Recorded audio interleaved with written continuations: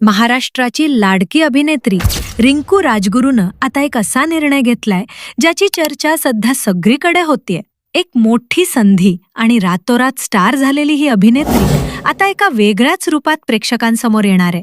नेमकं असं काय आहे तिचं नवीन स्वप्न आणि तिला असा कोणता मोठा निर्णय घ्यावा लागलाय ज्यामुळे लोक थक्क झालेत. रिंकूचा प्रवास खरंच खूप प्रेरणादायी आहे. सैराट चित्रपटातून मिळालेली ती पहिली संधी आणि त्यानंतर तिनं रातोरात मिळवलेली लोकप्रियता, हे सगळं काही सोपं नव्हतं. पण रिंकूनं तिच्या मेहनतीनं स्वतःची एक वेगळीशी ओळख निर्माण केली. नुकताच तिचं बाप विठुराया हे गाणं प्रेक्षकांच्या भेटीला आलं आणि त्याला प्रचंड प्रतिसाद मिळाला.